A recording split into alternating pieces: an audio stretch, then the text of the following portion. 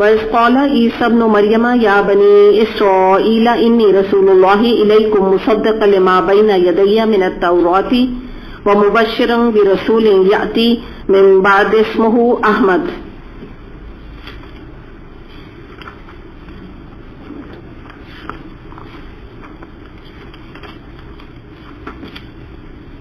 فَلَمَّا جَاءَهُم بِالْبَيِّنَاتِ قَالُوا هَذَا سِحْرٌ مُبِينٌ۔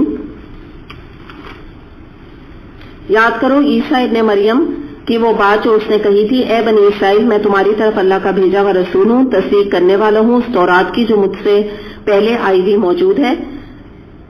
اور جب اس کے پاس کھلی کھلی نشانیاں لے کر آیا تو اس نے کہا یہ تو سرے دھوکہ ہے۔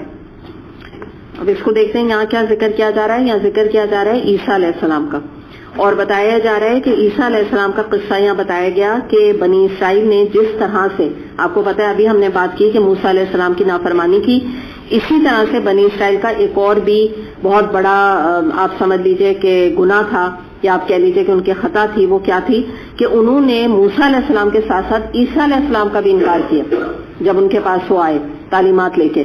اور تو اس میں نبی کریم صلی اللہ علیہ وسلم کو اس آیت میں تسلی دی جا رہی ہے کہ یہ یہود جو ہے جو آپ کے ساتھ کر رہے ہیں، آپ کو زبانی بھی ایذا دے رہے ہیں، ایموشنل بھی دے رہے ہیں، فزیکل بھی تکلیف پہنچا رہے ہیں، تو یہودیوں کی، جیوز کی تو پوری ہسٹری جو ہے وہ اپنے انبیاء کی تکذیب سے بھری ہوئی ہے، وہ چاہے موسیٰ علیہ السلام ہو، چاہے جو ہے وہ عیسیٰ علیہ السلام ہو۔ اور تورات کی تصدیق کا مطلب یہ ہے کہ یہ جو دعوت میں تمہیں دے رہا ہوں یہ وہی دعوت ہے جو تورات کی دعوت ہے نا۔ ابھی بھی تورات میں کچھ احکامات قرآن کے موجود ہیں، وہ والی بات یہاں پر ہے۔ تو یہ اس بات کی دلیل ہے کہ جو نبی کریم صلی اللہ علیہ وسلم سے پہلے جو بھی انبیاء آئے، پیغمبر آئے، تو وہ وہی دعوت لے کر آئے نا۔ اگر ہم بات کرتے ہیں تورات کی تو موسیٰ علیہ السلام کی کتاب، ہم بائبل کی بات کرتے ہیں تو عیسیٰ علیہ السلام کی کتاب، تو ان کا ماخذ جو ہے یعنی جو سورس ہے وہ تو ایک ہی ہے نا۔ اللہ نے یہ کتابیں اتاری، وہ الگ بات ہے لوگوں نے ان کے اندر اب آگے ڈیویشن مطلب اس کے اندر پیدا کر دی اور اس میں ٹیڑھ نکال دی، چیزوں میں چینجز کر دیے۔ لیکن آپ کو پتہ ہے نا ہمارا ایمان لانا ضروری ہے، ہمارے ایمان کا حصہ ہے انجیل پہ ایمان لانا، بائبل پہ ایمان لانا، تورا پہ ایمان لانا، داؤد علیہ السلام کی کتاب زبور پہ ایمان لانا، یہ ہمارا ایمان کا حصہ ہے، ورنہ ہم نکل جائیں گے تارے اسلام سے اگر آج کوئی یہ کہے۔ کیونکہ ابھی بھی اس میں نے آپ کو بتایا تھا، علماء کہتے ہیں کہ ٹوئنکلنگ سٹارز کی طرح قرآن کی کچھ بیچ میں آیات موجود ہے نا، مکمل وہ ڈسٹارٹ نہیں دی۔ تو یہی بات یہاں پہ بتائی جا رہی ہے کہ اسی طرح جس طرح یہودیوں کو کہا جا رہا ہے کہ بھئی تم پہلے موسیٰ علیہ السلام پر، بہرحال وہ تمہارے نبی تھے، تمہارے رسول تھے، ہارون علیہ السلام تھے، داؤد علیہ السلام تھے، تم ان پہ ایمان تو لائے نا۔ بہرحال بنی اسرائیل ان کو مانتے تھے، فالو کرتے تھے، اطاعت نہیں کرتے تھے، مراد یہ نبی تو مانتے تھے نا۔ تو تم جب ان پہ ایمان لائے تو نبی کریم صلی اللہ علیہ وسلم پر بھی ایمان لے آؤ نا، کیونکہ وہ تو وہی بات بتا رہے ہیں، وہ تو خود تورات کی اور انجیل کی، بائبل کی وہ تو خود تصدیق کر رہے ہیں۔ انہوں نے کب کہا کہ یہ کتابیں تم مت مانو؟ تو تمہاری کتابوں کی ویریفیکیشن وہ خود دے رہے ہیں، اس زمانے میں تو ویسے بھی ویریفائڈ تھی نا، یہ تو اب چینجز ہوئے۔ تو بہرحال یہاں پر نبی کریم صلی اللہ علیہ وسلم کو یہ بات بتائی گئی، اور اس میں نبی کریم صلی اللہ علیہ وسلم کے بارے میں آتا ہے کہ انہوں نے فرمایا، ایک حدیث آتی ہے کہ میں اپنے باپ ابراہیم علیہ السلام کی دعا اور عیسیٰ علیہ السلام کی بشارت کا مصداق ہوں۔ واقعی یہ بات ہے نا، ابراہیم علیہ السلام نے دعا کی تھی نا نبی کریم صلی اللہ علیہ وسلم کے لیے، آگے بھی آیات آئیں گی ہم دیکھیں گے، تو اس میں انہوں نے دعا کی تھی نبی کریم صلی اللہ علیہ وسلم کے لیے کہ ایک رسول بھیج جو ان پر تیری آیات پڑھ کے سنائے۔ تو واقعی یہ حقیقت یہ بات ہے۔ اچھا، اب ہم یہاں دیکھتے ہیں کہ یہ جو بات ہے نا کہ احمد نام آ رہا ہے یہاں پہ نا، کہ ایک رسول آئے گا میرے بعد، اس کا نام ہوگا احمد، ٹھیک ہے؟ یہاں پہ جو یہ بات آ رہی ہے نا کہ اس میں موجود ہے تورا میں، یہ بات تورا میں یہ بات موجود تھی نا کہ آئیں گے نبی کریم صلی اللہ علیہ وسلم۔ تو احمد کا ہم معنی دیکھ لیتے ہیں، اس کے دو معنی۔ ایک تو احمد کا معنی ہے کہ اللہ کی سب سے زیادہ حمد کرنے والا، ٹھیک ہے؟ اور اگر ہم فاعل کے طور پہ اس کو لیں، اور اگر ہم مفعول کے طور پہ لیں تو اس سے مراد یہ بنے گی کہ نبی کریم صلی اللہ علیہ وسلم کی جتنی تعریف کی گئی ہے، تعریف کیا گیا، حمد کیا گیا، تو مطلب اتنی تعریف کی گئی ہے کہ اتنی کسی کی نہیں کی۔ تو دو معنی اس کے احمد کے، اس نام کے میں آپ کو بتا رہی ہوں، جو کہ کس کا نام ہے؟ نبی کریم صلی اللہ علیہ وسلم کا، اس طرف ہی اشارہ ہے۔ اچھا، اس کے بعد اگلی جو بات یہاں پر آ رہی ہے وہ یہ ہے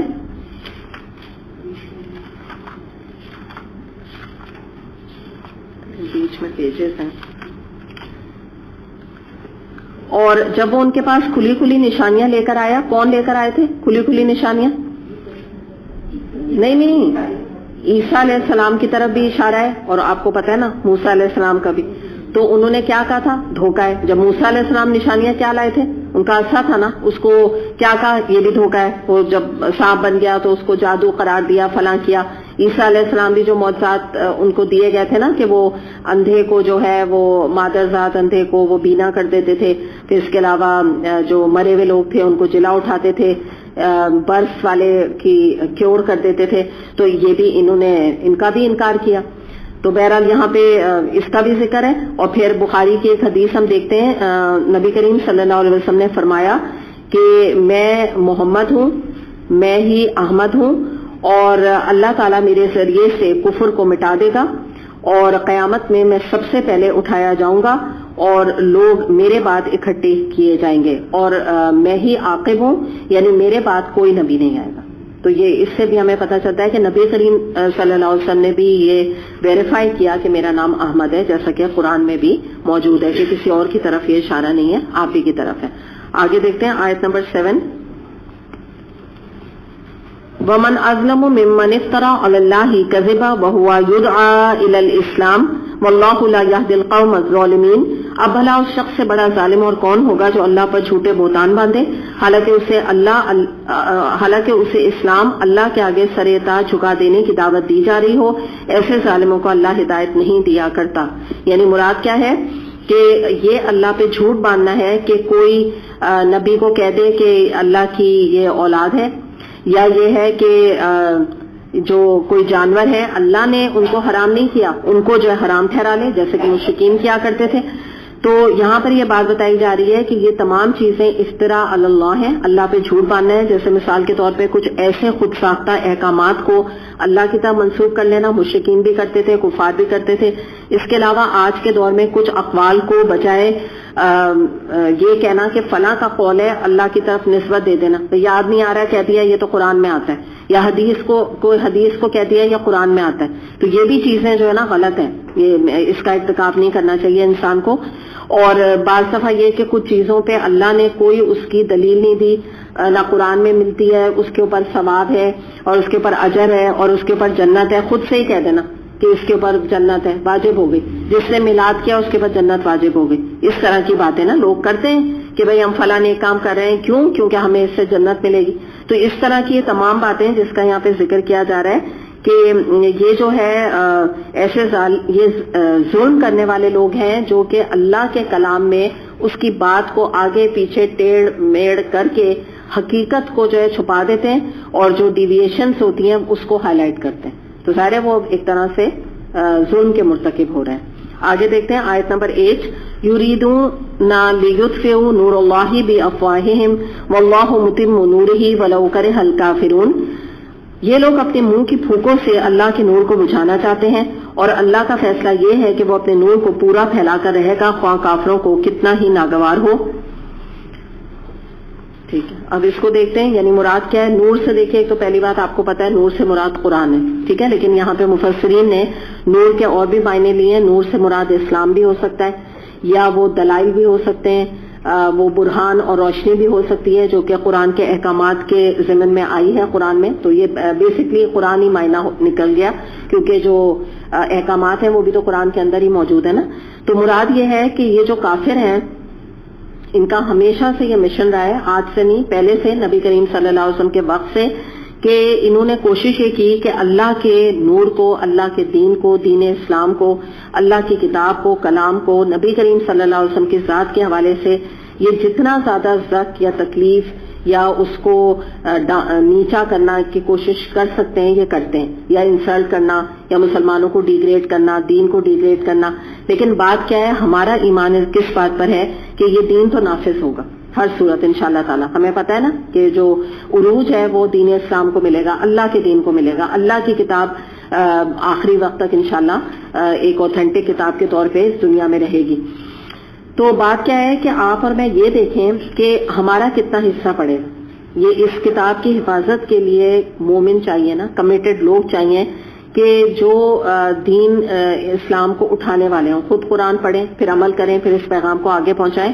کیونکہ جب مسلمان ہو کے نام مسلمان ہوتا ہے لیکن نہ وہ قرآن پڑھتے ہیں، نہ قرآن کا حق ادا کرتے ہیں، اور ان کا عمل کیسا ہوتا ہے، بالکل اس سورہ کے شروع میں چلے جائے، تم وہ کیوں کرتے ہو جو کہتے ہو جو کرتے نہیں. تو عمل ان کا یہ ہوتا ہے. تو پھر کیا ہو جاتا ہے کہ کافروں کے لیے نور کو بجھانا آسان ہو جاتا ہے، ہمارے دین کو سبوٹاج کرنا یا دین کے احکامات کو نا، کیونکہ ان کے لیے آسانی پیدا کرتے ہیں ایسے برے مسلمان. جیسے کل ہم نے نہیں دیکھا تھا کہ فتنہ بن جاتے ہیں اپنے برے ایٹیٹیوڈ سے.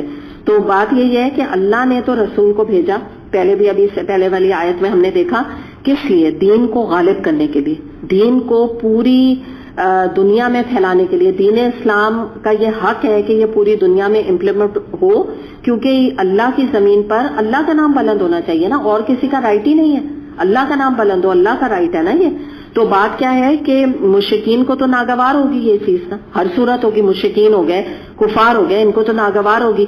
تو یہاں پر بھی ہم یہی دیکھتے ہیں کہ جیسے انہوں نے پہلے نبی کریم صلی اللہ علیہ وسلم کو ایذا دیا، کفار نے، مشرکین نے، آج بھی آپ دیکھ لیجیے نبی کریم صلی اللہ علیہ وسلم کے لیے یہ کیا کر رہے ہیں. کبھی کارٹونز بناتے ہیں، کبھی نعوذ باللہ قرآن کو جلانے کی کوشش کرتے ہیں، کبھی کچھ کرتے ہیں. لیکن کیا ہے کہ اگر آپ حقیقتاً دیکھیں نا، یہ اپنے مشن میں کتنے کامیاب ہیں؟ کچھ بھی نہیں، کچھ بھی نہیں ہے. ان کے یہ سب حرکتیں کرنے سے کوئی مسلمان اللہ نہ کرے کافر نہیں ہو گیا، اور زیادہ اللہ کی محبت اور نبی کریم صلی اللہ علیہ وسلم کی محبت دل میں آ جاتی ہے. کرا کریں یہ جو ان کو کرنا ہے کریں، ان کے مضموم ارادے جو ہیں. تو یاد رکھیں کہ اللہ کا نام، کلام اللہ کا قرآن، اور نبی کریم صلی اللہ علیہ وسلم کا نام اور ان کی عزت، تو یہ تو مٹے ان کے نہیں مٹے گی انشاءاللہ تعالی، مٹائے نہیں مٹے گی. کتنا بھی یہ کوشش کر لیں، کتنے بھی ایفرٹ لگا دیں، انشاءاللہ جو اللہ کی جماعت ہے، اللہ کا جو دین ہے، نبی کریم صلی اللہ علیہ وسلم کی جو عزت ہے اور قرآن کا جو مقام ہے، وہ انشاءاللہ تعالی کبھی نہیں، ہمارا ایمان ہے اس پہ کہ یہ بال بھی کبھی نہیں کر سکتے. تو کیا کریں اپنے مضمون جو ان کے ارادے ہیں. آگے دیکھتے ہیں آیت نمبر 10 سے لے کے 12 تک. یا ایھا الذین آمنوا هل ادلکم علی تجارۃ تنجیکم من عذاب علیم تؤمنون باللہ ورسولہ وتجاہدون فی سبیل اللہ باموالکم وانفسکم ذالکم خیر لکم ان کنتم تعلمون یغفر لکم ذنوبکم ویدخلکم جنات تجری من تحتها الانہار ومساکن طیبۃ فی جنات عدن ذالک الفوز العظیم.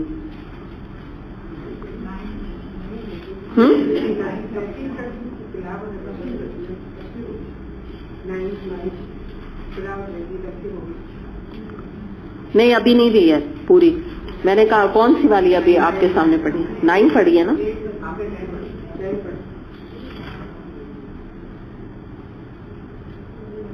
تو کیا کہہ رہے ہیں آپ لوگ؟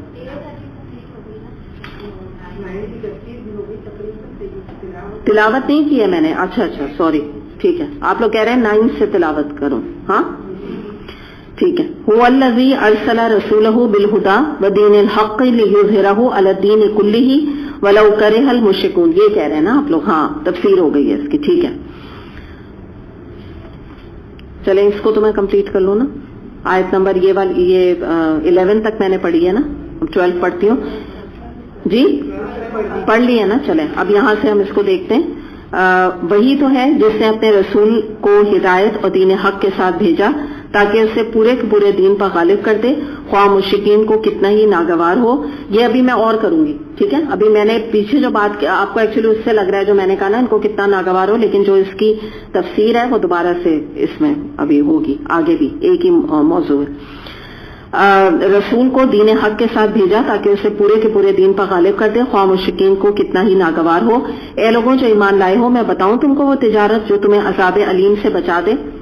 ایمان لاؤ اللہ اور اس کے رسول پر اور جہاد کرو اللہ کی راہ میں اپنے مالوں سے اور اپنی جانوں سے، یہی تمہارے لیے بہتر ہے اگر تم جانو.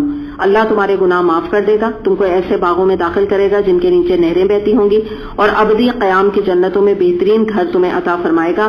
یہ ہے بڑی کامیابی. تو اب یہاں پہ جو بات ہے اس کو ہم یہاں سے شروع کرتے ہیں. سب سے پہلے دیکھنے کے لیے کہ اللہ تعالیٰ نے رسول صلی اللہ علیہ وسلم کو ہدایت کا آپ سمجھ لیجئے کہ سرچشمہ بنا کے بھیجا نا، اور آپ سورس ہیں آپ کی ذات ہدایت کی، اور دین حق جو اسلام دین ہے وہ بھی نبی کریم صلی اللہ علیہ وسلم کے ذریعے سے پورے عرب میں اور پھر ہم تک آج پھیلا. تو مقصد اس کا یہ کچھ میں نے یہی ہم نے پہلے بھی جیسے ابھی تھوڑی دیر پہلے یہی بات کی تھی پچھلی آیت میں نا کہ اس کا دین اسلام آیا ہی اس لیے ہے کہ یہ پورے دنیا میں اور تمام دینوں کے اوپر یہ غالب ہے، یہ مغلوب ہو کے رہنے والا نہیں ہے. اتنا اس کے اندر آپ سمجھ لیجئے کہ زور ہے اور اتنا اس کے اندر آپ سمجھے طاقت ہے کہ یہ اسی لیے آیا ہے. اور اس سے کبھی بھی جو مشرکین ہیں، یہاں تو مشرکین ہے نا، کفار ہیں، مشرکین ہیں، بدھ مت ہیں، جو بھی ڈفرینٹ سیکٹ آج آپ کو پائے جاتے ہیں، مذاہب پائے جاتے ہیں، وہ کبھی نہیں چاہیں گے کہ اسلام کا بول بالا ہو. تو اس کے حوالے سے اگلی جو آیات ہیں ان کو اگر جوڑیں تو بات کیا ہو رہی ہے کہ اللہ تعالیٰ نے فرمایا کہ تم یہ کام کرنا چاہتے ہو کہ تم دین اسلام کو اسٹیبلش کرو، یعنی مسلمان ہم اس کے مخاطب ہیں. تو اگر تم یہ کام کرنا چاہتے ہو تو آؤ میں تمہیں ایک تجارت بتاؤں. ٹھیک ہے، ایک تجارت کا اللہ تعالیٰ نے ذکر کیا اور فرمایا کہ یہ وہ تجارت ہے جو کہ تمہیں عذاب علیم سے، یعنی آخرت کی ناکامی جو کہ دوزخ مقام ہے، اس سے تمہیں پناہ دے گی. تو اس کا ذکر یہاں کیا جا رہا ہے کہ جو آپ سمجھ لیں کہ ہم اللہ کی راہ میں قربانیاں دے رہے ہیں، جہاد کر رہے ہیں، دین کو نافذ کرنے کے لیے کوشش کر رہے ہیں، قرآن پڑھ رہے ہیں، پڑھا رہے ہیں، یہی آج ہمارا جہاد ہے نا. تو اس کی طرف اشارہ ہے کہ یہ ایک تجارت ہے جو تم اللہ سے کر رہے ہو. تم اپنی جان بھی لگا رہے ہو، مال بھی لگا رہے ہو.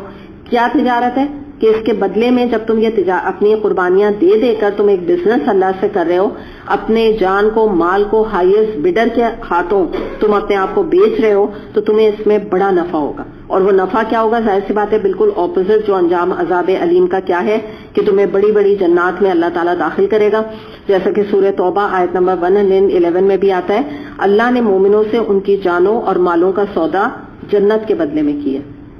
اگر ہم اپنی جان و مال بیچ رہے ہیں تو اللہ بدلے میں اس سودے میں ہمیں کچھ دے رہا ہے. تجارت ہے جو ہم اللہ سے نبھا رہے ہیں اور اس کے بدلے میں ہمیں کیا ملے گا؟ جنت. لیکن کیا ہے؟ جان بھی کھپانی ہے اور مال بھی کھپانا ہے. یہ دو چیزیں اللہ کی راہ میں لگانی، تب جا کے یہ مقام پائیں گے ہم. تو اب اس کے حوالے سے ہم تھوڑی سی یہاں بات کرتے ہیں کہ آپ دیکھیں کہ پتہ یہ چل رہا ہے کہ خالی زبان سے کلمہ پڑھ کر ایمان لانا جو ہے وہ کافی نہیں ہے، باعث نجات نہیں ہے. بلکہ ہمیں کیا پتہ چل رہا ہے کہ مسلمانوں کو زبانی دعوے نہ کریں. اب یہ بھی دیکھیں وہی بات آ گئی نا، تم وہ بات کیوں کہتے ہو، دعوے کیوں کرتے ہو؟ تو خالی دعویٰ کافی نہیں ہے، ہمیں کچھ نہ کچھ کر کے، جہاد کر کے، قربانیاں دے کے، اپنا وقت، صلاحیتیں، کیپیبلٹیز، اولاد، جو کچھ ہے، جو بھی بس ہے ہمارے پاس، ہمیں اللہ کے لیے لگانا اور کھپانا ہے. اور حقیقت کیا ہے؟ دنیا میں کچھ لوگ جو ہے وہ مجاہد فی سبیل دنیا ہے، کچھ لوگ مجاہد فی سبیل اللہ ہے. ٹھیک ہے نا، دنیا کے لیے کچھ لوگ مجاہد بنے ہوئے ہیں، قربانیاں دے رہے ہیں، سیکریفائس دے رہے ہیں، دنیا حاصل کرنے کے لیے مرے جا رہے ہیں، کھپے جا رہے ہیں. اور کچھ لوگوں کو اگر آپ دیکھیے تو وہ اپنی آخرت کے لیے جان اپنی لگا رہے ہیں، آخرت کے لیے کھپے جا رہے ہیں. تو دو طرح کے لوگ ہمیں پائے جاتے ہیں. تو یہاں پہ ہمیں ایک سبق یہ ملتا ہے کہ دیکھیں، مجاہد بننے کے لیے دنیا سے فارغ ہونا ضروری نہیں ہے. ہمیں دنیا میں اپنے رشتے بھی نبھانے، اخلاق کے ساتھ اپنے رشتہ داریاں بھی نبھانی ہے، دنیا کو بھی لے کے چلنا ہے، لیکن اس کے ساتھ ساتھ ایک ٹاپ پرائیورٹی پہ اللہ کو رکھنا ہے، اللہ کے ساتھ جہاد کو رکھنا ہے، قربانیوں کو رکھنا ہے. تب جا کے جنت ملے گی اگر ہم یہ تجارت اللہ سے کرنا چاہتے ہیں. ہمارے ساتھ معاملہ کیا ہے؟ آپ دیکھیں گے جب ہم 80 اور 70-80 سال کی عمر کو ہو جاتے ہیں تو اس وقت ہم کہتے ہیں کہ چلو اب ہم فری ہو گئے، اب ہم مسجد جاتے ہیں، ہم فلاں کام کرتے ہیں. پھر کیا ہوتا ہے؟ کچھ ہی عرصے وہ ٹائم ہوتا ہے، پھر تو نہ مسجد بھی جانے کی ایبلٹی نہیں رہتی، قرآن بھی پڑھنے کی ایبلٹی نہیں رہتی، پیر بھی ساتھ نہیں دیتے، ہاتھ بھی، آنکھیں بھی، کچھ بھی ساتھ نہیں دیتی. تو یہ جو چیز ہے کیا بچے گا 80 سال میں؟ جو ہمارے یہاں ایک سوچ ہے وہ کیا ہے کہ جب میں فارغ ہو جاؤں گی سارے کاموں سے تو اس وقت پھر میں پڑھوں گی قرآن، یہی سوچ ہے نا. تو اس وقت کوئی فائدہ نہیں. اس کے بارے میں بتایا جا رہا ہے یہ تجارت جو ہے یہ تو اپنے زندگی کے پیک ٹائم میں کرو جب تمہاری تمام صلاحیتیں اس قابل ہوں کہ تم اللہ کے لیے لگا سکو. اور دوسری بات یہ کہ ہو سکتا ہے کہ اس کا نتیجہ ہمیں دنیا میں نہ نظر آئے نا، ہماری سیکریفائسز کا، ہماری قربانی کا نتیجہ ہمیں دنیا میں نہ دکھے. جیسے یہ غزوہ احد میں 70 صحابہ شہید ہو گئے تھے اور جنگ ہار گئے تھے. تو لیکن یہ ہے کہ ان کو اللہ کی نظر میں وہ صحابہ کامیاب تھے جنہوں نے جو ہے اپنی جان کی بازی لگانے کی کوشش کی. تو اللہ کی نظر میں بھی ہم کامیاب ہیں اگر ہم اپنی کوشش کرتے ہیں. ہمارا کام کوشش ہے، ہمیں بس یہ دیکھنا ہے کہ ہم کوشش کتنی کر سکتے ہیں. اور آپ دیکھیں 80 کیا 70 60 سے شروع ہوتا ہے ریٹائرنگ ایج. 60 70 80 میں تو کسی اسکول میں کوئی کسی کو ٹیچر اور پرنسپل بھی نہیں لیتا. اور اگر آپ دیکھیں آرمی میں کوئی پوسٹ نہیں ملتی ہے نا یہ بات. اس کے علاوہ آپ یہ دیکھیے کہ کوئی بھی جاب جو ہے وہ انسان کو رکھنے پہ راضی نہیں ہوتا. اور اگر ہم ایسی ریٹائرنگ ایج میں اللہ کی طرف پلٹیں گے تو آپ یہ بتائیے کہ جب کوئی ڈپارٹمنٹ اور کوئی پروفیشن دنیا میں ہمیں ایکسپٹ نہیں کر رہا اور ریجیکٹ کر رہا ہے تو پھر اللہ کیوں ہمیں ایکسپٹ کرے گا؟ یعنی کیا بچے گا؟ ایکچولی اللہ تو کر لے گا، جو سچی بات ہے اللہ کا ظرف اتنا بڑا ہے کہ اللہ اس وقت بھی کر دے گا، لیکن ہم اس قابل نہیں ہوں گے. جو لوگ بعض دفعہ ویل چیئر میں جا کے حج کرتے ہیں، میں یہ نہیں کہتی الحمدللہ اللہ وہ بھی ان کا ایفرٹ ہے، اللہ اس کو قبول کرے گا، لیکن اس حج سے اس کا کوئی کمپیریزن نہیں ہے جو انسان اپنے پیروں سے کرتا ہے، جو حتیم میں جا کے بیٹھتا ہے، جو گھنٹوں گھنٹوں جو ہے وہ وہیں پر طواف کرتا رہتا ہے اور دعائیں مانگتا رہتا ہے اور نمازیں پڑھتا رہتا ہے نا. فرق تو ہے، تو اجر تو کم ہو جائے گا نا، یہ تو وہ لیول تو نہیں ہوگا. تو وہی والی بات یہاں پر ہے کہ یہی بات اللہ تعالیٰ یہاں فرما رہے ہیں، جیسے سورہ یونس میں آتا ہے ہوا خیر مما یجمعون، یہ ان سب چیزوں سے بہتر ہے جو تم جمع کر رہے ہو. یعنی اللہ کا دین، اللہ کا علم، اللہ کے لیے اپنی جان اس راہ میں لگانا، اللہ سے یہ نفع مند تجارت کرنا، یہ سب سے بہتر ہے جو لوگ دنیا میں جمع کر رہے ہیں. کوئی پیسے جمع کر رہا ہے، کوئی گھومنا پھرنا ٹریولنگ کو انجوائے کر رہا ہے، کوئی بہت زیادہ دنیاوی تعلیم ایک کے بعد ایک کے بعد ایک کے بعد ڈگریاں حاصل کر رہا ہے. بہت کچھ لوگ دنیا میں بزی ہیں، کوئی اپنا کریئر بنا رہا ہے، سب کچھ کر رہے ہیں. تو اللہ تعالیٰ نے فرما دیا ان سب سے بہتر یہ کام ہے جو میں تمہیں تجارت بتا رہا ہوں. اس کے حوالے سے کچھ احادیث ہم دیکھتے ہیں کہ معاویہ رضی اللہ عنہ سے روایت ہے کہ میں نے رسول اللہ صلی اللہ علیہ وسلم کو فرماتے ہوئے سنا کہ میری امت میں برابر ایک گروہ موجود رہے گا جو اللہ کے دین کا محافظ رہے گا. جو لوگ ان کا ساتھ نہ دیں گے اور جو لوگ ان کی مخالفت کریں گے وہ ان کو تباہ نہ کر سکیں گے یہاں تک کہ اللہ کا فیصلہ آ جائے اور یہ دین کے محافظ لوگ اپنی اسی حالت پر قائم رہیں. بخاری اور مسلم کی حدیث ہے. اور فائدہ کیا ہوگا یہ دین کے اوپر چلنے کا؟ پرماننٹ ہالیڈے ریزورٹ جو کہ جنت کی شکل میں ایور لاسٹنگ سکون، ایور لاسٹنگ آسائشیں، ایور لاسٹنگ نعمتیں کبھی نہیں ختم ہونے والی حصے میں آئیں گی. پھر اس کے بعد ایک اور حدیث ہم دیکھتے ہیں کہ نبی کریم صلی اللہ علیہ وسلم نے فرمایا جب تم لوگوں کو دیکھو کہ وہ سودی کاروبار کرنے لگیں، کھیتی باڑی میں مگن ہو جائیں اور دین کے لیے محنت کرنا اور جانی اور مالی قربانی دینا چھوڑ دیں تو اللہ تم پر ایسی ذلت اور محکومی مسلط کر دے گا جو تم سے کبھی نہ ہٹے گی جب تک کہ تم اپنے دین کی طرف نہ پلٹو گے. سے ابو داؤد نے روایت کیا. تو جو آج ہماری آپ سمجھ لیجئے کہ مسکنت ہے نا ہم پہ، ہم جو ڈاؤن ٹروڈن ہے، اس کا ریزن یہی ہے کہ ہم نے جو پرائیورٹی آج دے دی ہے وہ پیسے کو دے دی ہے، کریئر کو دے دی ہے. بچوں کو بھی میں بار بار یہی کہتی ہوں کہ ہم نے بچوں کو صرف اور صرف ہم کریئر کے لیے پالتے ہیں. کوئی منع نہیں کر رہا کریئر وہ اپنائیں، لیکن کچھ تو دین کی ان کو سمجھ بوجھ یا دین کی ان کو اویئرنیس دینی ضروری ہے نا. تو یہی بات ہے کہ اسی لیے آج ہمارا یہ حال ہے.